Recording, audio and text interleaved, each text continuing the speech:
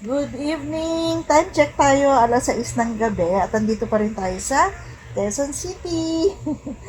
Nag-iintay ako ng sundo dahil hindi ko kayang bumiyahe mag-isa ngayon kasi ang bibigat ng mga bitbit ko, yung bag ko, yung mga pinamili ko galing nga doon sa Isabela. So ngayon, mamaya-maya ng konti susunduin ako nung anak ko. So habang tayo naghihintay, mag-relax muna tayo dito para makatulog ng kaunti. Good morning, good morning! Hello po sa inyo lahat. At dito pa rin tayo sa Quezon City. Hindi tayo natuloy umuwi kagabi dahil hindi ako sinundo. Kasi masama daw ang pakiramdam ng anak ko. So ngayong umaga, antayin ulit natin.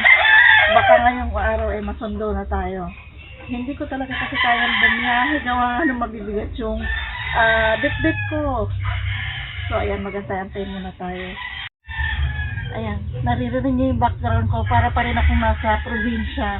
Quezon City na po yun, pero yung palibot ko, yung nasa kapaligiran ko ay parang probinsya pa rin.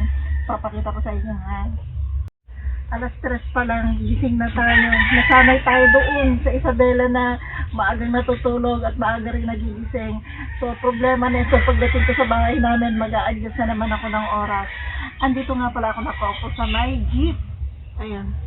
Paradahan po ito ng jeep dito sa harap ng bahay ng nanay ko. So, tara, tingnan natin yung paligid.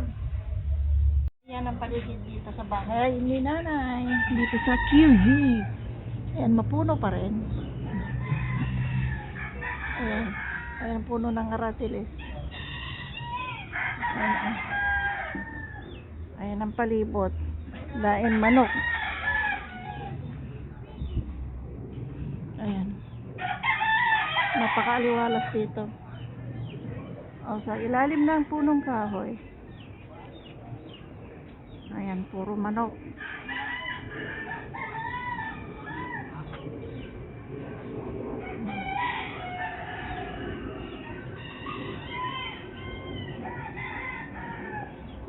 Pasyal tayo sa labas ng gate.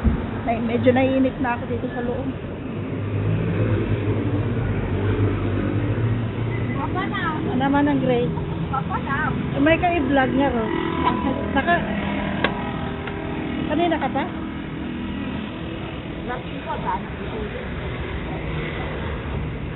Oy, saan papunta, Bibian?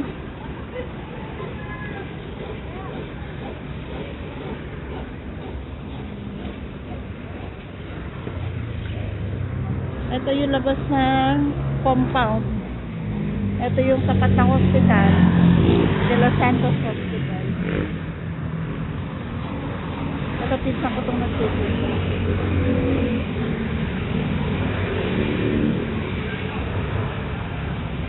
Ubus na yung pansit naman ng Grace. Bumati ka na sa taga-biga man ng Grace. Ha? Bumati ka na sa taga-biga. Hi! Ayan, yung pwesto ni Manang Grace. Long coat ka lang.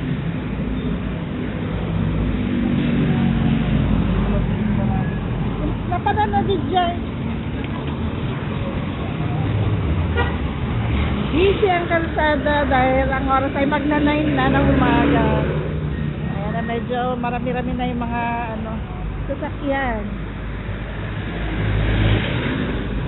Hindi ko alam kung anong oras pa ako susunduin nito.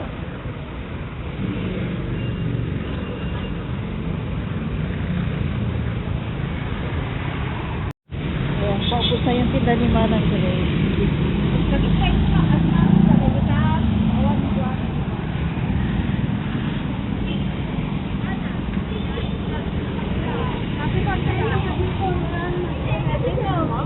Malabo.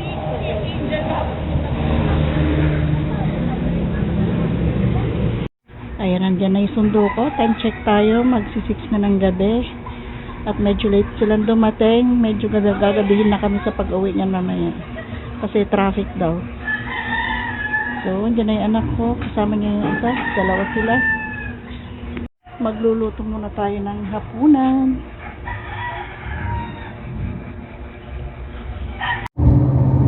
Ito mag-alaga ng bata. Pwede naman. Pero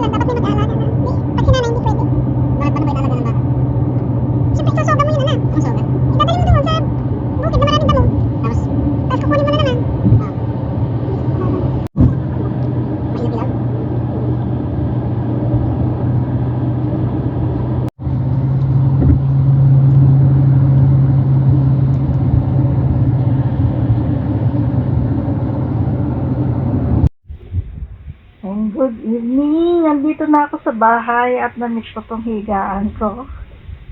Yan, kararating-rating lang namin. Ang oras ay alas 10. Ayan, mula Quezon City hanggang dito, isang oras lang. Wala pa yatang isang oras ang tinakbo kasi walang traffic. Ayan, medyo pagod sa biyahe. Kahit naman sabihin malapit lang, parang napagod talaga ako. So, ayun, pagpapahinga na tayo at kita-kita ulit tayo sa susunod na video. Ayan, maraming salamat sa inyo lahat. Thank you so much sa panonood niyo sa aking mga videos. See you on the next vlog. Bye!